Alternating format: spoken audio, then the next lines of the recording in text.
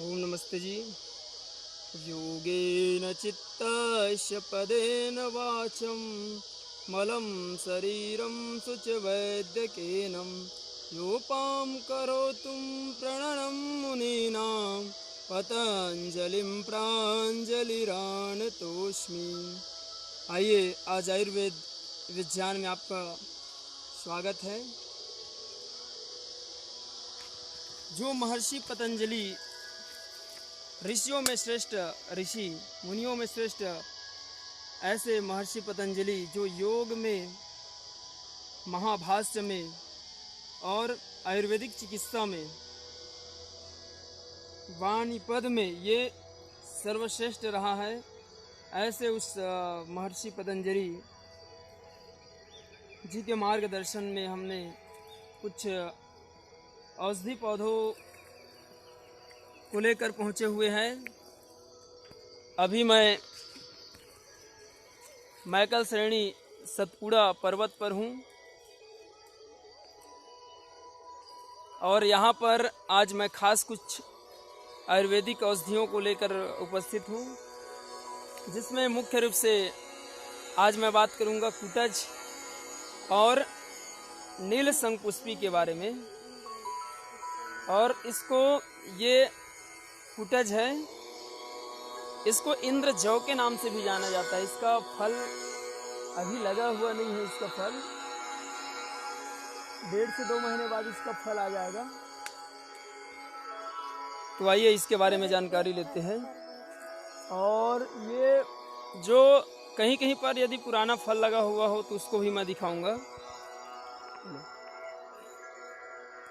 तो आइए सीधे चलते हैं। अब हम इसके बारे में बात करने जा रहे हैं।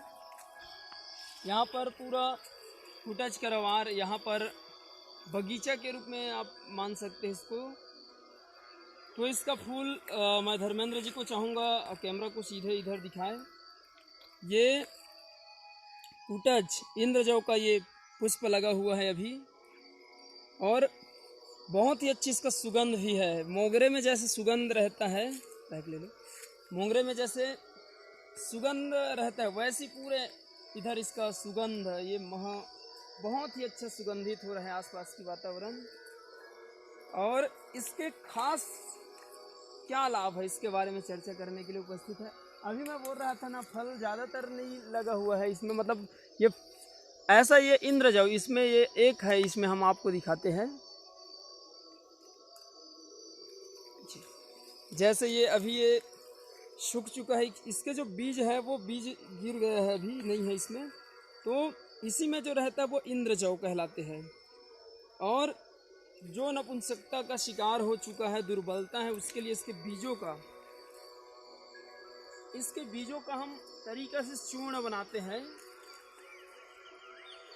और इसके बीजों का चूर्ण बना करके उसमें हम अश्वगंधा का 2 भागों में अश्वगंधा तथा 1 भाग के रूप में ये इंद्रजौ, इसके बीज को हम तरीका से पीस कर रखते हैं।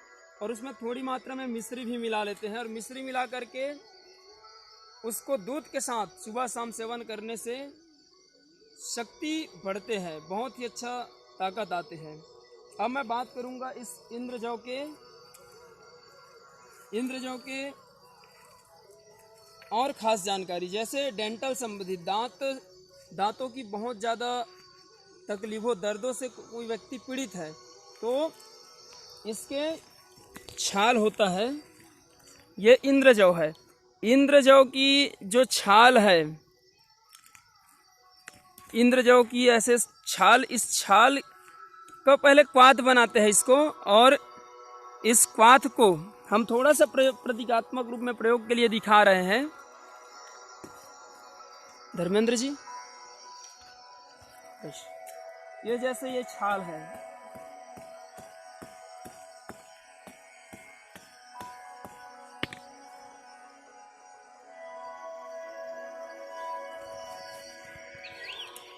इंद्रजौ का ये छाल आप देख रहे हैं, इसका क्वाथ बनाते हैं। और इस क्वाथ को हम कुल्ला करते हैं इसका। तो दंत संबंधित जितने भी विकार है वो ऐसे, ये मैंने अभी आपको इंद्रजौ का, इस इंद्रजौ का छाल दिखाया, इसको हम चबा भी सकते हैं इसको, और यह दंत रोग में भी बहुत लाभकारी है। साथ ही साथ आज मैं बताना चाहूँगा कि जो डायबिटीज़ है, डायबिटीज़ से जूझ रहा है, टाइप्स ऑफ डायबिटीज़, वास्तव में डायबिटीज़ मुख्यतः 3 प्रकार के होते हैं, जिसमें से फर्स्ट लेवल में आता है IDDM, इंसुलिन डिपेंडेंट डायबिटीज़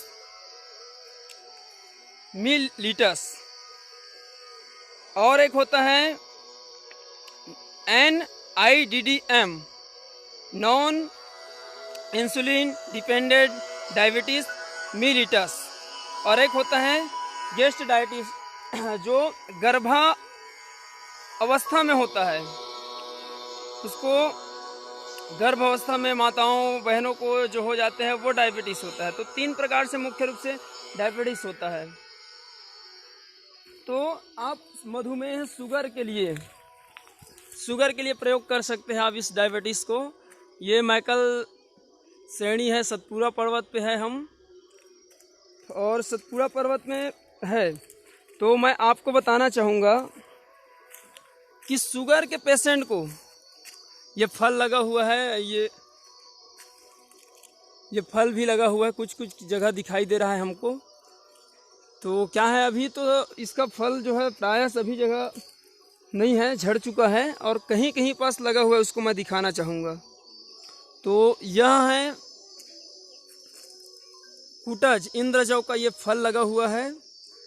इसके लिए, शुगर के लिए ये बहुत ही अचूक दवाई के रूप में इसका उपयोग किया जाता है। मैंने बहुत से जो नाड़ी चिकित्सा है और परंपरागत जो वैद्य है हमारे ग्रामीण क्षेत्रों में, उनमें से मैं बहुत से वैद्य जी से भी मुलाकात किया हूँ।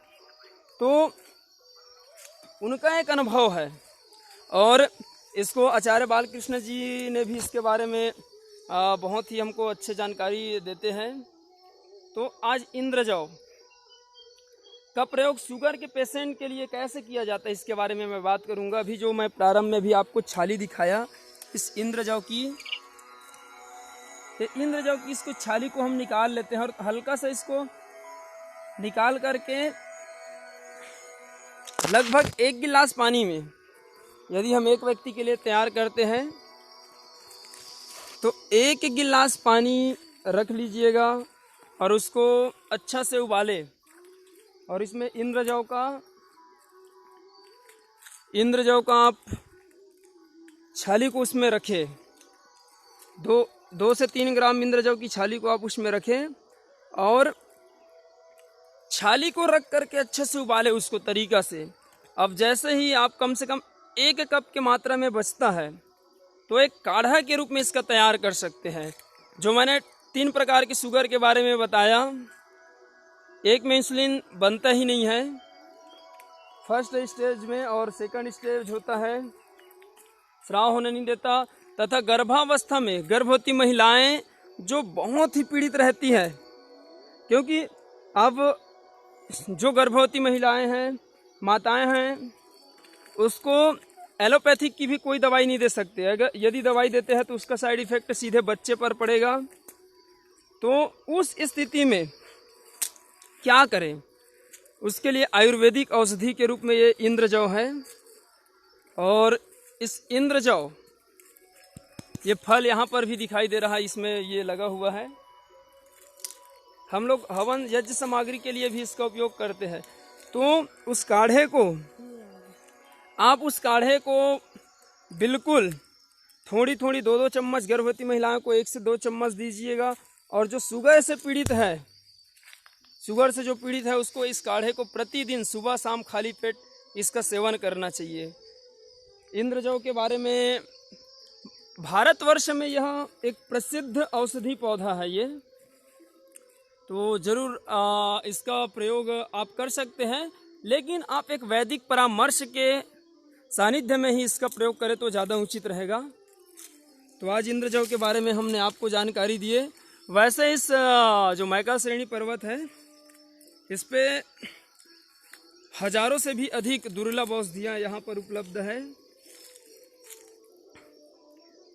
और कल भी मैं उपस्थित रहूँगा इस दिव्य औषधि पौधे को लेकर के। यहाँ पर अभी मैं थोड़ा सा आपको दिखाता हूँ। यह है, इसको नेहेडारा भी बोला जाता है गाँव ग्रामीण क्षेत्र में। आप सुने होंगे चिरायता काल में एक ऐसी औषधियों के बारे में सुने होंगे।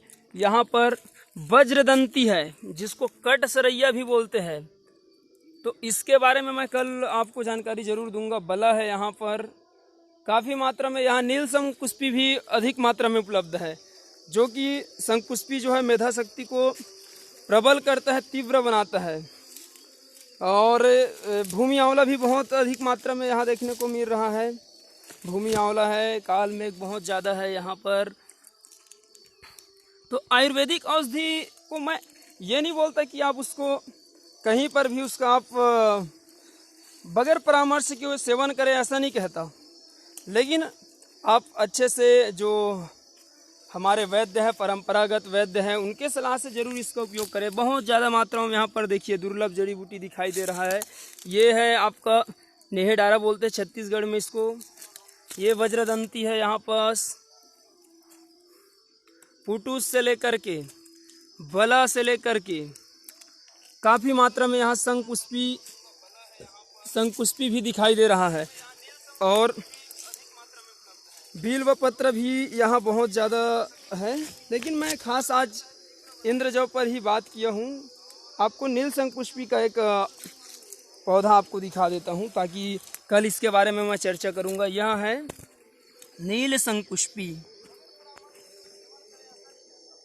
नील शंखपुष्पी हमारी मेधा शक्ति को प्रबल करती है, तीव्र बनाता है। ये शंखपुष्पी जो है वास्तव में हमारे लिए एक रामबाण औषधि है मेधा शक्ति बढ़ाने के लिए। तो आइए इसी के साथ आज का यह कार्यक्रम हम समापन की ओर जाते हैं। कल और इस नील शंखपुष्पी को लेकर उपस्थित रहेंगे और भूमि आंवला के बारे में जानकारी देंगे। इसी के साथ ओम नमस्ते।